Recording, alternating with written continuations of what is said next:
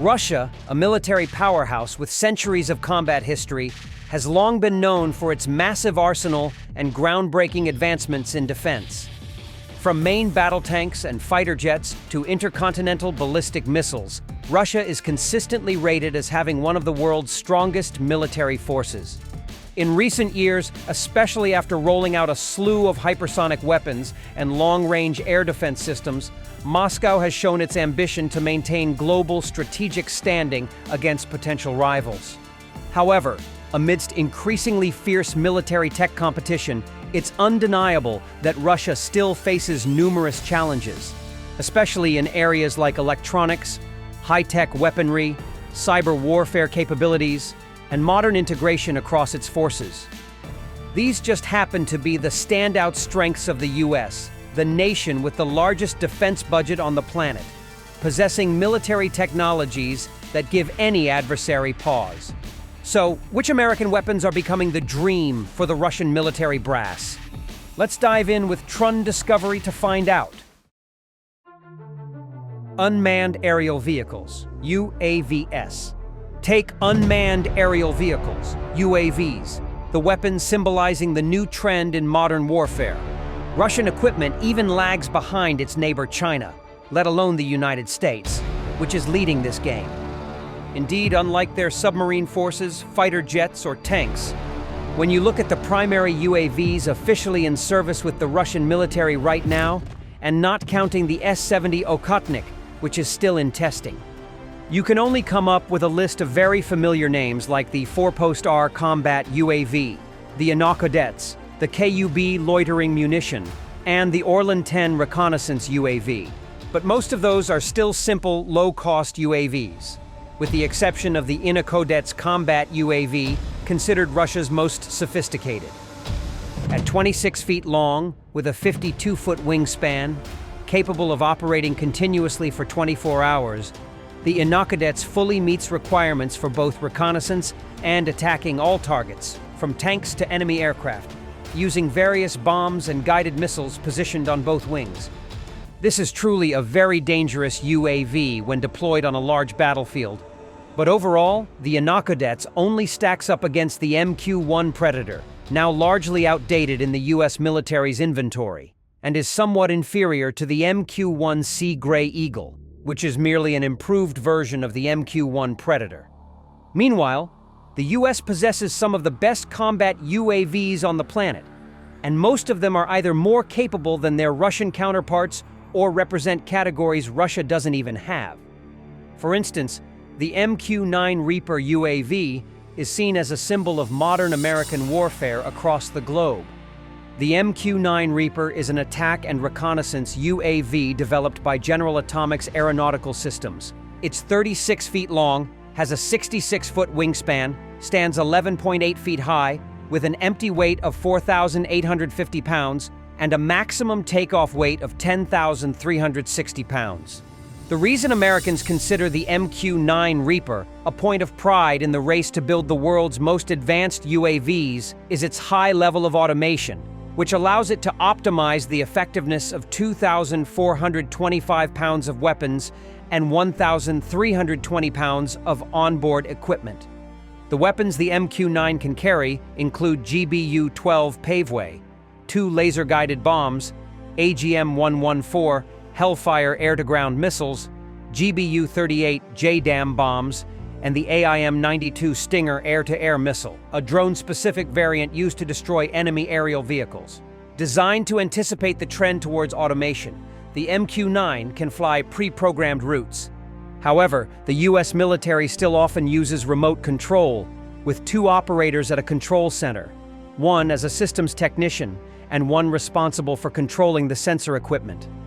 Beyond proving its formidable capabilities on most battlefields from Afghanistan to Iraq, the MQ-9 Reaper has also sent shivers down many spines. Somehow this UAV managed to easily slip past Iran's air defenses, assassinate General Qasem Soleimani with a Hellfire R-9X Ninja missile, and then withdraw.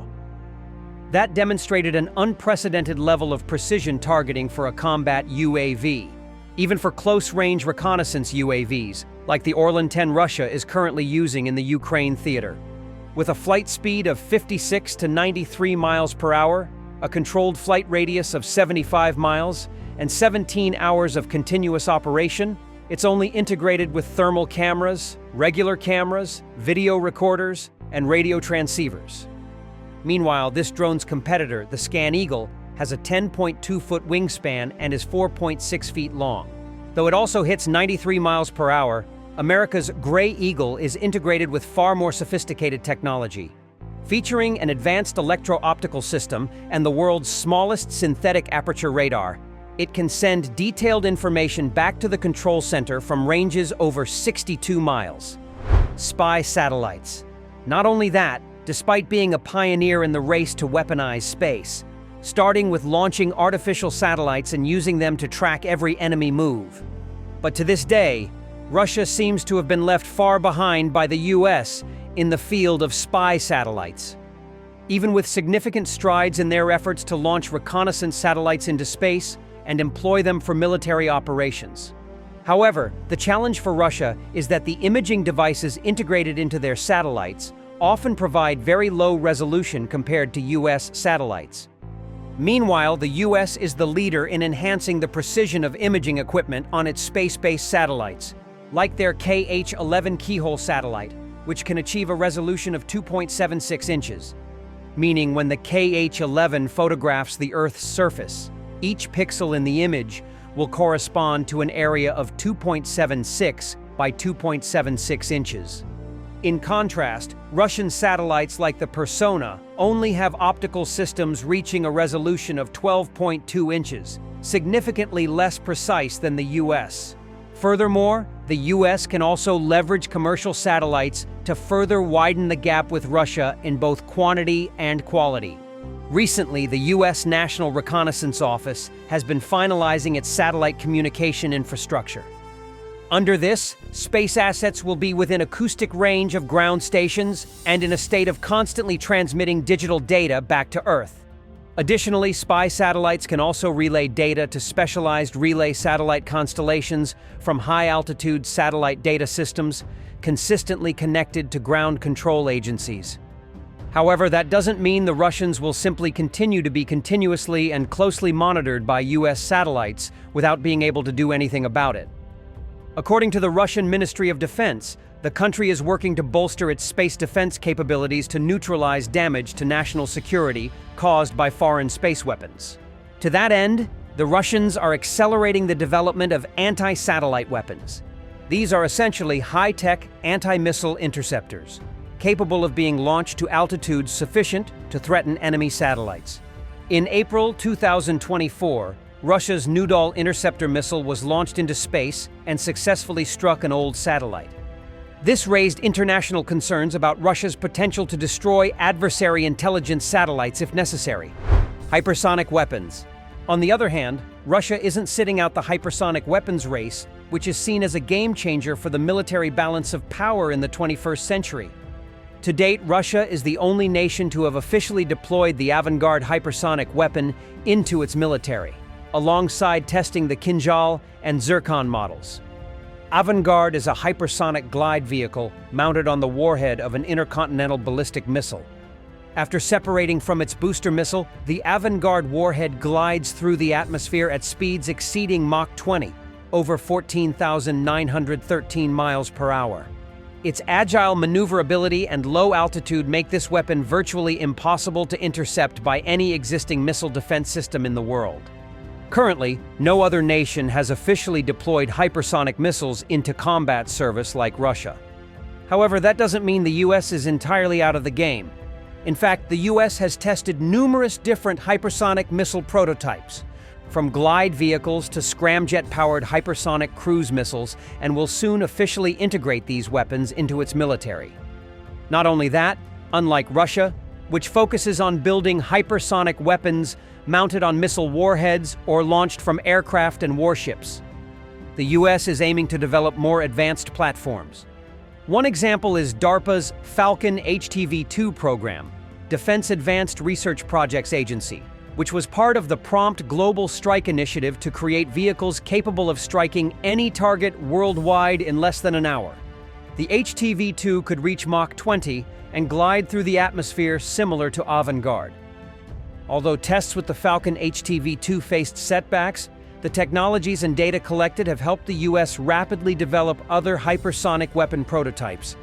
Additionally, the AGM-183A ARRW program, a hypersonic missile launched from a B-52 bomber, was also a key U.S. effort to narrow the gap with Russia. However, by 2023, the ARRW program was canceled due to technical issues, and the U.S. is now focusing on other systems like the long-range hypersonic weapon LRHW and conventional prompt strike CPS. Unlike Russia, which broadly publicizes its hypersonic weapon achievements for strategic influence, the U.S. tends to keep things under wraps, only revealing when it's ready for deployment. This makes it difficult for analysts to precisely determine the gap between the two countries in this field, but the race is clearly still fierce. Meanwhile, experts also worry that Russia's heavy investment in hypersonic weapons could increase the risk of miscalculation or misunderstanding in international tensions, as the speed of these weapons significantly shortens reaction times. With the above sharing, what do you think about the military weapons of both Russia and the US? In the future, will Russia maintain its lead in hypersonic technology as the US and its allies accelerate unprecedented investments in this area? That remains a challenging open question. Please leave a comment with your thoughts and let me know what you think. If you found this content helpful, please hit like and subscribe to the channel to give me the motivation to make more videos, and thank you very much.